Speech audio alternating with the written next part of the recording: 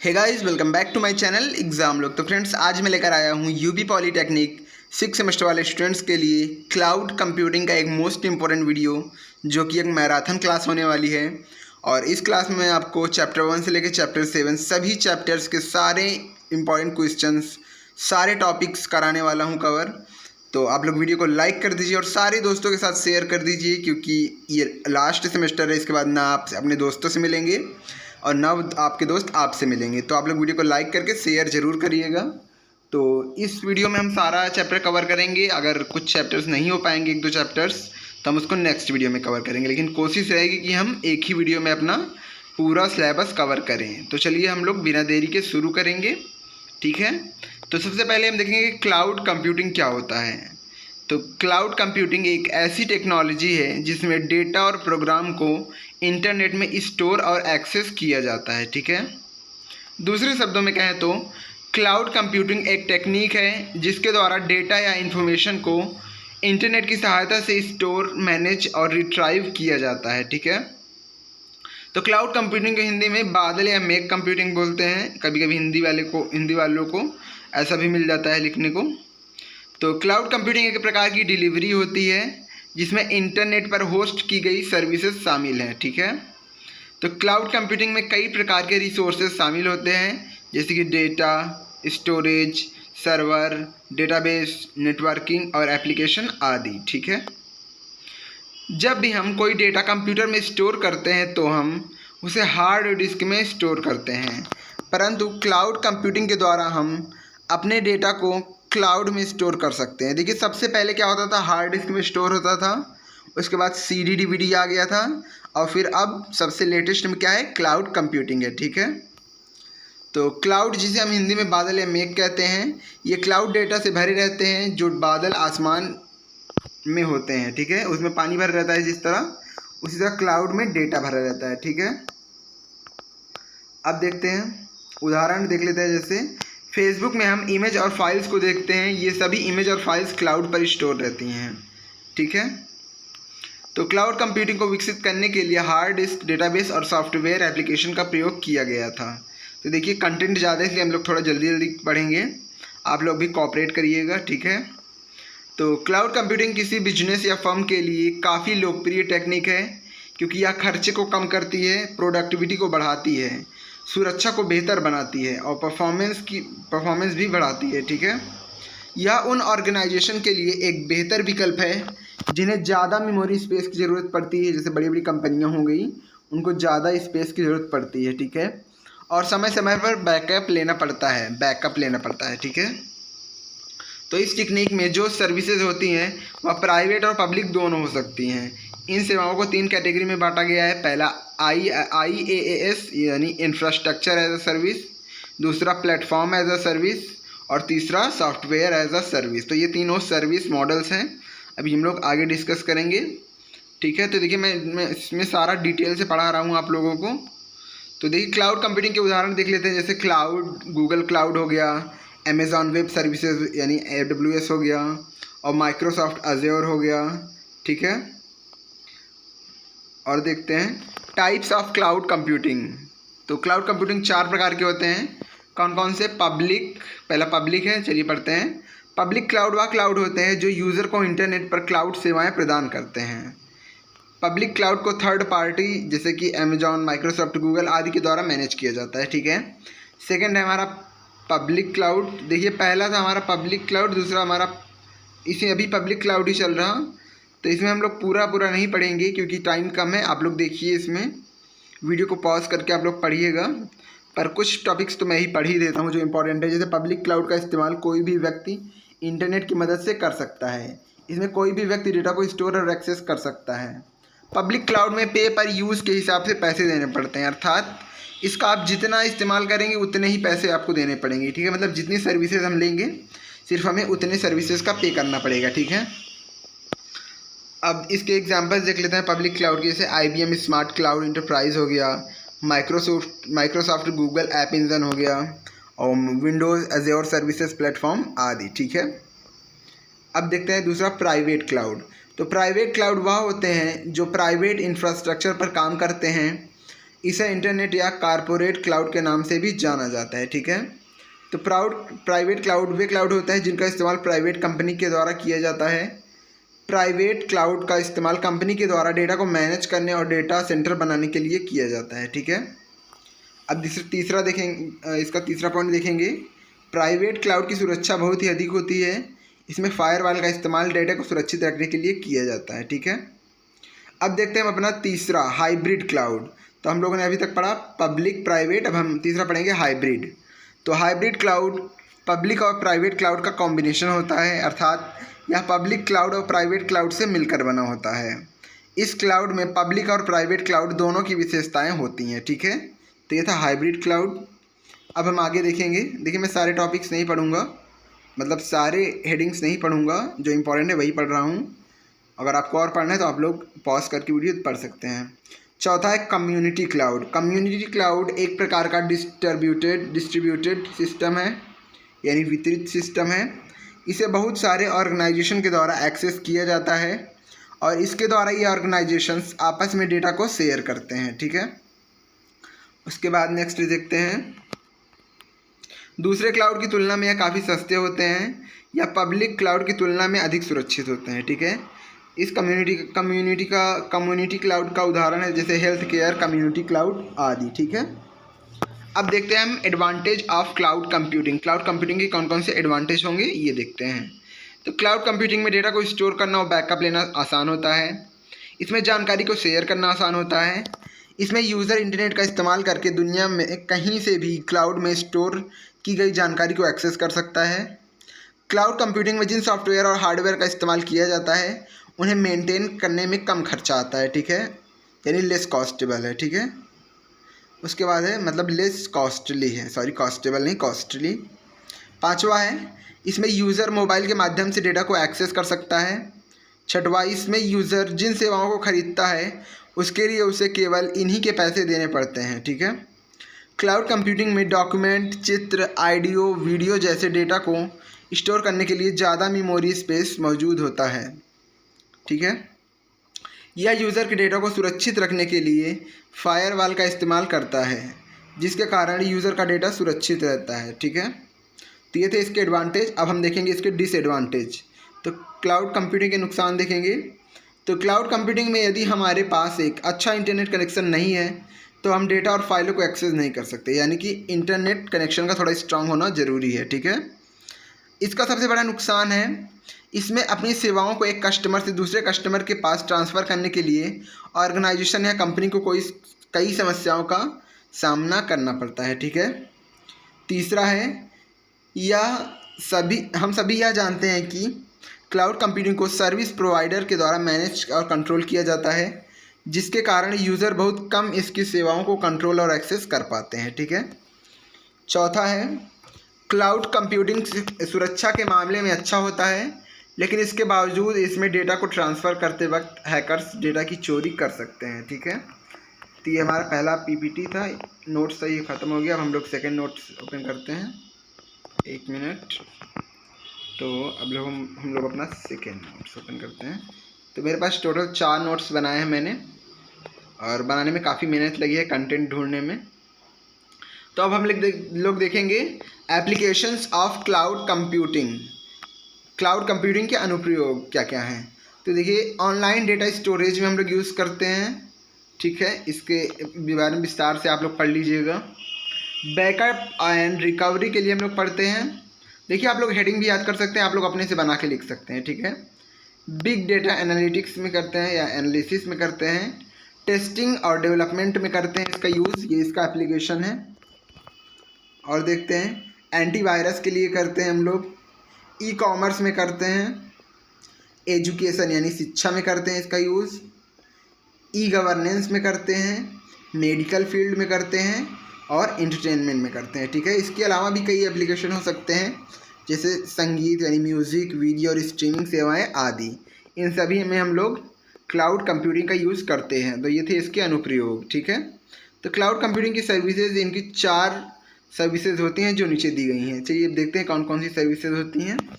तो देखिए, पहला है IaaS infrastructure as a service. देखिए, IaaS, पास और SaaS, ये तीनों बहुत ही इंपॉर्टेंट है। इसके बीच में डिफरेंस भी आपसे पूछ सकता है या फिर अलग अलग भी पूछ सकता है, तो आप लोग सब पढ़िएगा, ठीक है। तो हम लोग चलिए पहले इंफ्रास्ट्रक्चर एज ए सर्विस देखते हैं। तो इसका पूरा नाम इंफ्रास्ट्रक्चर एज ए सर्विस है। यह एक ऐसा सर्विस मॉडल है जिसमें कस्टमर को क्लाउड इन्वायरमेंट में हार्डवेयर, नेटवर्किंग तथा स्टोरेज सर्विसेज उपलब्ध कराई जाती हैं। दूसरे शब्दों में कहें तो IaaS एक ऐसी सेवा है जहां पर नेटवर्किंग डिवाइस, डेटाबेस और वेब सर्वर इंटरप्राइज को एक इंफ्रास्ट्रक्चर प्रदान करती है, ठीक है। इसे HaaS के नाम से भी जाना जाता है। इसमें यूज़र को उतने ही पैसे देने पड़ते हैं जितना कि वो इस्तेमाल करता है, मतलब कि पे पर यूज़, ठीक है। यह सर्विस मॉडल एप्लीकेशन और सर्विसेज को विकसित करने के लिए ऑपरेटिंग सिस्टम, सुरक्षा, नेटवर्किंग और सर्वर प्रदान करता है, ठीक है। तो और पढ़ लीजिए इसके बारे में। इसके एग्जांपल्स हैं, देखिए गूगल कंप्यूट इंजन और माइक्रोसॉफ्ट अज्योर, ठीक है। उसके बाद हम लोग प्लेटफॉर्म एज अ सर्विस देखेंगे। तो इसका पूरा नाम प्लेटफॉर्म एज अ सर्विस है। यह एक ऐसा सर्विस प्रोवाइडर है जो कि कस्टमर को एक ऐसा प्लेटफॉर्म प्रदान करता है जिससे कि वो आसानी से सॉफ्टवेयर एप्लीकेशन को बना सकें, मैनेज कर सकें और डिलीवर कर सकें, ठीक है। तो इस सर्विस का इस्तेमाल वेब डेवलपर्स के द्वारा कस्टम एप्लीकेशंस बनाने के लिए किया जाता है। इस सर्विस में डेवलपर्स को कस्टम एप्लीकेशन बनाने के लिए डेटा स्टोरेज, डेटा सर्विस और मैनेजमेंट की आवश्यकता नहीं होती है, ठीक है। पास को सामान्यतः मिडलवेयर भी कहा जाता है क्योंकि यह SaaS और IaaS के मध्य का सर्विस मॉडल है, ठीक है। तो इसका उदाहरण देखते हैं, जैसे गूगल ऐप इंजन हो गया, अमेजॉन वेब सर्विसेज हो गए आदि, ये सभी क्या हैं, प्लेटफॉर्म एज अ सर्विस के एग्जांपल्स हैं। तो देखिए इंफ्रास्ट्रक्चर एज अ सर्विस इसके पहले हम लोगों ने पढ़ा था। उसमें क्या होता है कि जो हमें इंटरनेट सर्विस प्रोवाइडर होता है वो हमें पूरा इंफ्रास्ट्रक्चर प्रोवाइड कराता है जिसको हम लोग खुद से कोडिंग करते हैं, खुद से मैनेज करते हैं, खुद से सारा काम करते हैं। और प्लेटफॉर्म एज अ सर्विस क्या होता है कि इसमें हमको एक प्लेटफॉर्म प्रोवाइड कराया जाता है और इसमें कुछ एक्सेस हमें दिया जाता है और कुछ एक्सेस क्या होता है इंटरनेट सर्विस प्रोवाइडर के द्वारा होता है, ठीक है। अब हम लोग सॉफ्टवेयर एज अ सर्विस पढ़ेंगे। इसमें क्या होता है कि इसमें सारा एक्सेस होता है सॉफ्टवेयर, मतलब इंटरनेट प्रोवाइडर के पास, ठीक है। सर्विस प्रोवाइडर के पास सारा एक्सेस होता है, बस हमें एक बना बनाया सॉफ्टवेयर मिलता है जिस पे हम लोग वर्क करते हैं, ठीक है। तो देखिए सॉफ्टवेयर एज अ सर्विस को देखते हैं। तो सॉफ्टवेयर एज अ सर्विस इसका पूरा नाम होता है SaaS का। यह एक स्पेशल कंप्यूटिंग सर्विस मॉडल है जिसका यूज़ हम लोग इंटरनेट पर एप्लीकेशंस और सर्विसेज को डिस्ट्रीब्यूट करने के लिए करते हैं, ठीक है। यह एक डिस्ट्रीब्यूशन मॉडल है जो कि इंटरनेट में सॉफ्टवेयर एप्लीकेशन जैसे ब्राउज़र को एक सर्विस के रूप में ग्राहकों को उपलब्ध कराता है, ठीक है। तो सॉफ्टवेयर एज अ सर्विस की सबसे अच्छी बात यह है कि हमें इसमें किसी सॉफ्टवेयर एप्लीकेशन को इंस्टॉल, मेंटेन तथा रन करने की कोई ज़रूरत नहीं होती, जैसे मैंने अभी बताया था, क्योंकि इसके सारे सॉफ्टवेयर एप्लीकेशन वेब ब्राउज़र से सीधे ही रन हो जाते हैं, ठीक है। इसमें इंफ्रास्ट्रक्चर एज अ सर्विस और प्लेटफॉर्म एज अ सर्विस दोनों तरह की सेवाएं शामिल होती हैं। और सॉफ्टवेयर एज अ सर्विस में कस्टमर का डेटा पूरी तरह सुरक्षित होता है और अलग सिस्टम में कोई ख़राबी भी आ जाए तो कोई भी डेटा सुरक्षित मतलब सभी डेटा सुरक्षित रहता है, ठीक है। और आगे देखते हैं इसके एग्जांपल्स हैं, जैसे गूगल ऐप्स और ऑफिस 365। अब एक ये है फंक्शन एज अ सर्विस, ये हमारे सिलेबस में नहीं है, इसको नहीं देखेंगे। अब देखेंगे क्लाउड कंप्यूटिंग आर्किटेक्चर। तो क्लाउड कंप्यूटिंग एक प्रकार की तकनीक होती है जिसका उपयोग छोटे बड़े ऑर्गेनाइजेशन के द्वारा क्लाउड में सूचना या डेटा को स्टोर करने और इंटरनेट का उपयोग करके उन्हें एक्सेस करने के लिए किया जाता है। और cloud computing architecture service oriented architecture और इवेंट ड्राइवन आर्किटेक्चर का एक कॉम्बिनेशन होता है, अर्थात यह इन दोनों से मिलकर बना होता है। इसमें इन दोनों आर्किटेक्चर की विशेषताएं शामिल होती हैं। क्लाउड कंप्यूटिंग आर्किटेक्चर में क्लाउड कंप्यूटिंग की सेवाओं के लिए बहुत से कंपोनेंट होते हैं, जैसे कि front end platform, back and platform, server, network, internet सेवा और cloud based delivery services, okay. तो इस आर्किटेक्चर को दो भागों में बांटा गया है, पहला फ्रंट एंड और दूसरा है बैक एंड, ठीक है। तो फ्रंट एंड देखेंगे। Front end cloud computing architecture का एक हिस्सा है जिसका इस्तेमाल क्लाइंट के द्वारा किया जाता है। इसमें क्लाइंट साइड इंटरफेस और एप्लीकेशन शामिल होते हैं। इसके द्वारा क्लाइंट कंप्यूटिंग के प्लेटफॉर्म को एक्सेस प्रदान किया जाता है, मतलब एक्सेस किया जाता है। फ्रंट एंड में वेब सर्वर, मोबाइल, टैबलेट आदि डिवाइसेस शामिल होती हैं। अब बैकएंड देखते हैं। तो बैकएंड का इस्तेमाल सर्विस प्रोवाइडर के द्वारा किया जाता है। इसमें क्लाउड कंप्यूटिंग के आवश्यक रिसोर्सेज होते हैं। यह क्लाउड कंप्यूटिंग के सभी आवश्यक रिसोर्सेज को मैनेज करता है, ठीक है। इसमें data storage, security, virtual machine और ट्रैफिक कंट्रोल जैसे कंपोनेंट शामिल होते हैं। अब देखते हैं कि क्लाउड कंप्यूटिंग आर्किटेक्चर के कौन कौन से कंपोनेंट होते हैं। तो पहला है क्लाइंट इंफ्रास्ट्रक्चर। तो क्लाइंट इंफ्रास्ट्रक्चर एक फ्रंट एंड कंपोनेंट है जो क्लाउड के साथ इंटरेक्ट करने के लिए GUI मतलब ग्राफिकल यूजर इंटरफेस प्रदान करता है, ठीक है। उसके बाद है एप्लीकेशन। एप्लीकेशन कोई भी सॉफ्टवेयर प्लेटफॉर्म हो सकता है जिसे क्लाइंट एक्सेस करना चाहता है। तीसरा है सर्विसेज। तो सर्विस का काम क्लाइंट की ज़रूरत के अनुसार सर्विसेज को मैनेज करना होता है। और क्लाउड कंप्यूटिंग 3 प्रकार की सेवाएं प्रदान करता है: software as a service, platform as a service और इंफ्रास्ट्रक्चर एज अ सर्विस। इसको तीनों हमने अभी पढ़ा था ऊपर, तो हम लोग इसको नहीं पढ़ेंगे। उसके बाद है रन टाइम क्लाउड। या वर्चुअल मशीन को एग्जीक्यूशन और रन टाइम वातावरण प्रदान करता है, ठीक है। तो देखिए अभी हम लोग आर्किटेक्चर ही पढ़ रहे हैं। पांचवा स्टोरेज। तो स्टोरेज क्लाउड कंप्यूटिंग का सबसे महत्वपूर्ण कंपोनेंट है। यह डेटा को स्टोर और मैनेज करने के लिए क्लाउड में मेमोरी प्रदान करता है, ठीक है। छठवां इंफ्रास्ट्रक्चर। यह होस्ट लेवल, एप्लीकेशन लेवल और नेटवर्क लेवल पर सर्विसेज प्रदान करता है। इसमें हार्डवेयर और सॉफ्टवेयर के कुछ कंपोनेंट शामिल हैं जैसे कि सर्वर्स, स्टोरेज, नेटवर्क डिवाइसेस और वर्चुअलाइजेशन सॉफ्टवेयर आदि, ठीक है। सातवां है मैनेजमेंट।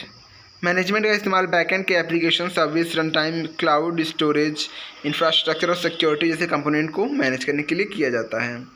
आठवां है सिक्योरिटी। सिक्योरिटी सभी जानते हैं। और नौवां है इंटरनेट। इंटरनेट एक प्रकार का माध्यम यानी मीडियम है जो फ्रंट एंड और बैकएंड को एक साथ जोड़ता है, ठीक है। तो ये था इसका इंफ्रास्ट्रक्चर आर्किटेक्चर। अब हम इसके और आप तीसरे नोट्स देखेंगे। तो तीसरे नोट्स में है इसके क्लाउड कंप्यूटिंग आर्किटेक्चर के फ़ायदे हैं। तो चलिए देखते हैं फ़ायदे कौन कौन से हैं। तो यह क्लाउड कंप्यूटिंग को आसान बनाता है। यह डेटा प्रोसेसिंग की ज़रूरतों को पूरा करता है, ठीक है। एक मिनट, इसके फ़ॉन्ट साइज़ को मैं बढ़ा देता हूँ थोड़ा, और थोड़ा बढ़ा लें। चलिए देखिए, यह क्लाउड कंप्यूटिंग को आसान बनाता है। यह डेटा प्रोसेसिंग की ज़रूरतों को पूरा करता है। यह क्लाउड कंप्यूटिंग को सुरक्षा प्रदान करता है। इस आर्किटेक्चर के कारण डेटा को रिकवर करना आसान होता है। यह यूज़र को बेहतर एक्सेस प्रदान करता है। यह IT यानी इंफॉर्मेशन टेक्नोलॉजी की ऑपरेशन कॉस्ट को कम करता है, ठीक है। अब क्लाउड कंप्यूटिंग के नुकसान देखते हैं। क्लाउड कंप्यूटिंग आर्किटेक्चर सुरक्षा प्रदान करता है, इसके बावजूद डेटा चोरी होने का खतरा बना रहता है, ठीक है। अब हम देखेंगे वर्चुअलाइजेशन। वर्चुअलाइजेशन क्या होता है क्लाउड कंप्यूटिंग में?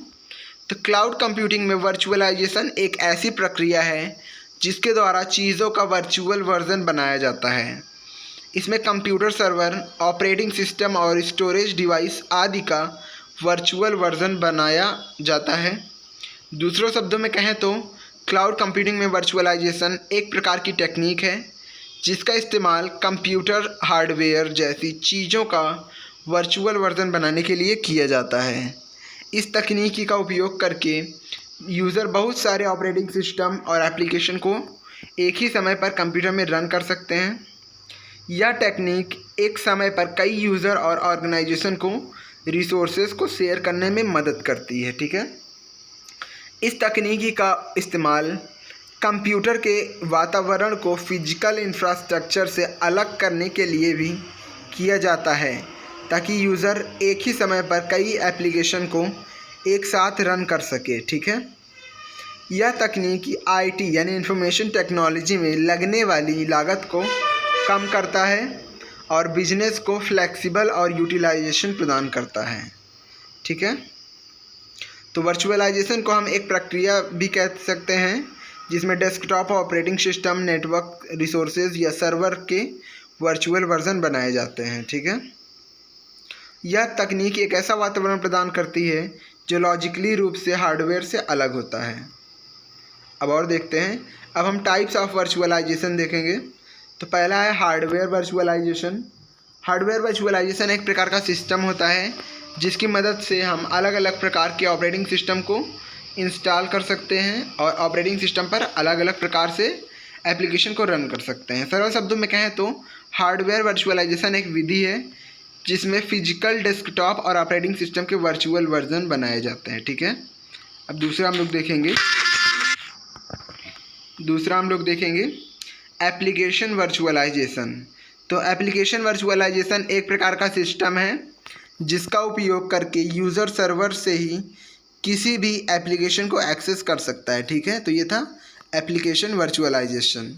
आगे हम देखेंगे, क्योंकि हम ज़्यादा नहीं पढ़ेंगे, आगे हम लोग देखेंगे ऑपरेशन सिस्टम यानी ऑपरेटिंग सिस्टम वर्चुअलाइजेशन।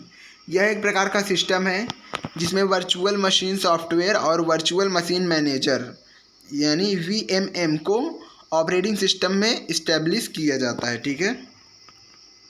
और आगे देखते हैं स्टोरेज वर्चुअलाइजेशन। ये चौथा वर्चुअलाइजेशन का टाइप है, स्टोरेज वर्चुअलाइजेशन। तो स्टोरेज वर्चुअलाइजेशन एक प्रक्रिया है जिसमें कई इंटरनेट यानी नेटवर्क स्टोरेज डिवाइसेस को आपस में कंबाइन कर दिया जाता है और इसे एक फिजिकल ग्रुप में कन्वर्ट कर दिया जाता है, जिससे यह एक सिंगल स्टोरेज डिवाइस बन जाता है। ठीक है।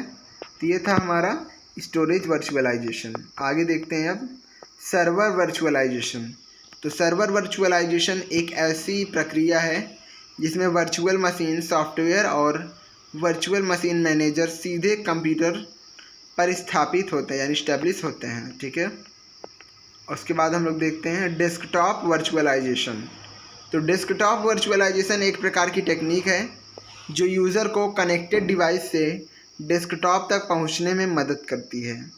यह टेक्निक पूरी तरह से एप्लीकेशन वर्चुअलाइजेशन पर निर्भर होती है। ठीक है। इस तकनीकी का उपयोग करके यूज़र किसी भी स्थान से डेस्कटॉप को एक्सेस कर सकता है। यह तकनीकी सॉफ्टवेयर इंस्टॉलेशन को मैनेज अपडेट करने में मदद करती है। ठीक है। सातवां है डेटा वर्चुअलाइजेशन। तो यह एक ऐसी प्रक्रिया है जिसमें डेटा को विभिन्न रिसोर्सेज से कलेक्ट किया जाता है और डेटा वर्चुअलाइजेशन का इस्तेमाल डेटा इंटीग्रेटेड बिजनेस इंटेलिजेंस और क्लाउड कंप्यूटिंग के क्षेत्र में किया जाता है। ठीक है। और आठवां है नेटवर्क वर्चुअलाइजेशन। तो नेटवर्क वर्चुअलाइजेशन एक ऐसी प्रक्रिया है जिसमें वर्चुअल नेटवर्क को बनाया जाता है। इसका इस्तेमाल ट्रैफिक को कंट्रोल करने के लिए किया जाता है। ठीक है। अब और आगे देखेंगे, इसके अलावा इसका इस्तेमाल वर्चुअल नेटवर्क में संसाधनों के शेयर करने के लिए किया जाता है। इसके अलग अलग पार्टीज़ के द्वारा मैनेज किया जाता है। इसकी परफॉर्मेंस अच्छी होती है लेकिन यह काफ़ी कॉम्प्लेक्स यानी जटिल होता है। ठीक है। अब हम लोग देखेंगे वर्चुअलाइजेशन के फ़ायदे।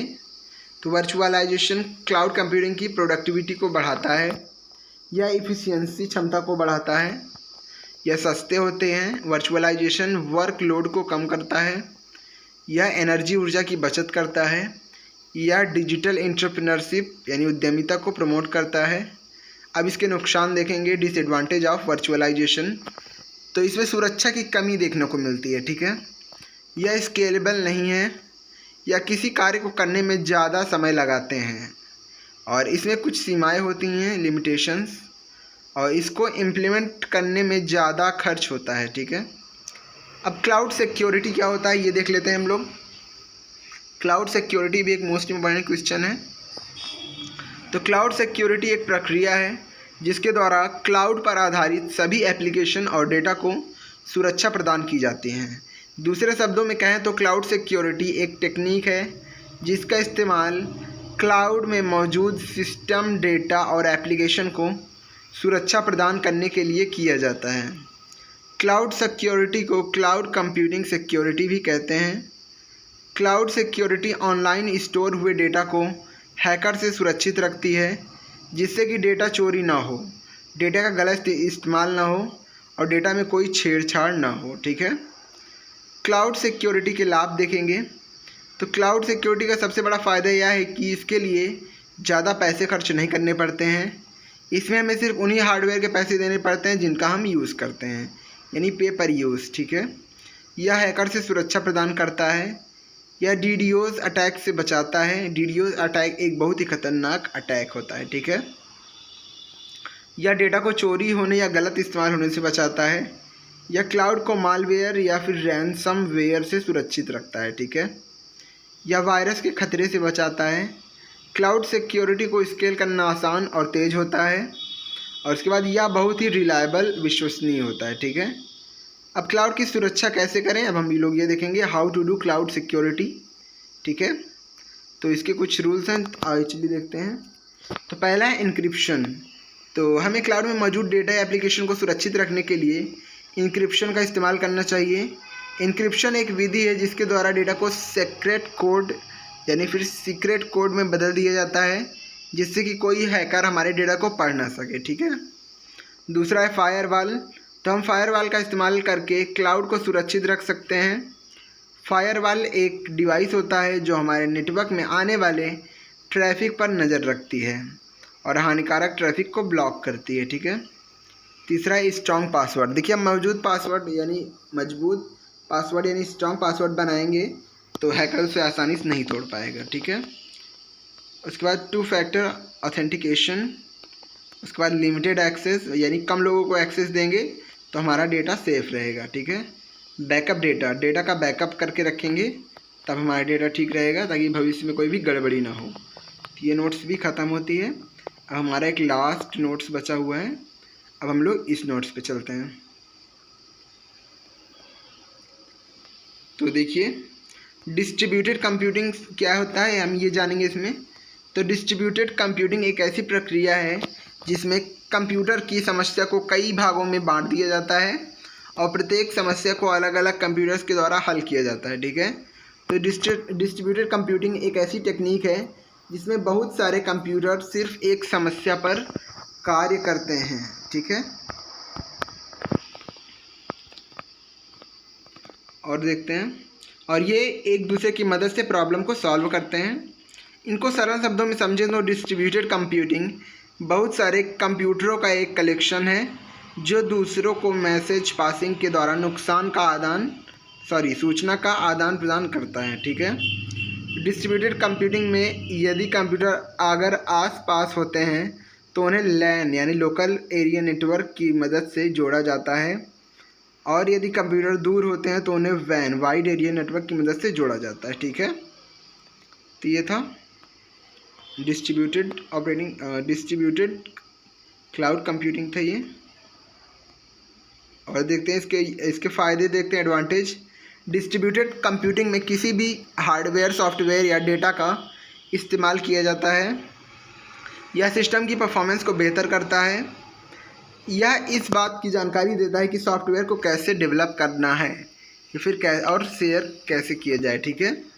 तो डिस्ट्रीब्यूटेड कंप्यूटिंग में मौजूदा संसाधनों को बहुत सारे डिवाइसेस में एक्सेस किया जा सकता है, और यदि हार्डवेयर या सॉफ्टवेयर में कोई ख़राबी आती है तो यह सिस्टम की परफॉर्मेंस को ख़राब नहीं होने देता है। यह एप्लीकेशन की जटिलता को छुपाता है।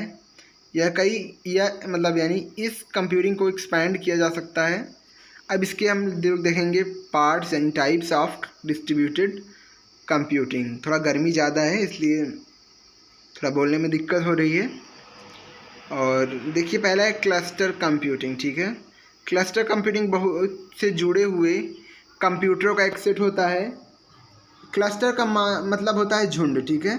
तो इसमें बहुत सारे कंप्यूटरों का जुड़ा हुआ एक सेट होता है जिसमें सभी कंप्यूटर एक साथ काम करते हैं ताकि वह सिंगल एंटिटी के रूप में कार्य कर सकें, ठीक है। आगे देखते हैं एडवांटेज ऑफ क्लस्टर कंप्यूटिंग। इसकी परफॉर्मेंस काफ़ी अच्छी होती है। इसे एक्सपेंड किया जा सकता है, या फ्लेक्सिबल है या स्केलेबल है। क्लस्टर कंप्यूटिंग आसानी से मिल जाता है, ठीक है। इसके डिसएडवांटेज क्या क्या हैं? क्लाउड कंप्यूटिंग काफ़ी महंगा है, समस्याओं को ढूंढना मुश्किल होता है और ज़्यादा स्पेस की आवश्यकता होती है, ठीक है। और दूसरा है ग्रिड कंप्यूटिंग। तो ग्रिड कंप्यूटिंग एक प्रकार की सिस्टम है जिसे अक्सर कंप्यूटर सिस्टम के नेटवर्क के रूप में स्थापित किया जाता है। इसमें प्रत्येक सिस्टम अलग अलग एडमिनिस्ट्रेटिव डोमेन से संबंधित होता है, ठीक है। इसके एडवांटेज देखेंगे, यह कम समय में जटिल और बड़ी समस्याओं को हल करने में सक्षम है, ठीक है। इसमें दूसरे ऑर्गेनाइजेशन के साथ कम्युनिकेट करना आसान होता है। इसमें हार्डवेयर का उपयोग अच्छे से किया जाता है। अब इसके डिसएडवांटेज देखेंगे। ग्रिड सॉफ्टवेयर अभी पूरी तरह से विकसित नहीं हुए हैं। इसमें कंप्यूटर संसाधनों के बीच तेज कनेक्शन की आवश्यकता होती है। अब तीसरा है क्लाउड कंप्यूटिंग। ठीक है, क्लाउड कंप्यूटिंग एक ऐसी टेक्निक है जिसमें डेटा और प्रोग्राम को इंटरनेट में स्टोर एक्सेस किया जा सकता है। सरल शब्दों में कहें तो क्लाउड कंप्यूटिंग एक टेक्निक है जिसके द्वारा डेटा इन्फॉर्मेशन को इंटरनेट की सहायता से स्टोर, मैनेज और रिट्राइव किया जाता है। इसमें इंटरनेट की होस्ट की गई सेवाएं होती हैं। ठीक है, तो डिस्ट्रीब्यूटेड का ये भी एक प्रकार है क्लाउड कंप्यूटिंग। और इसके एडवांटेज देखते हैं।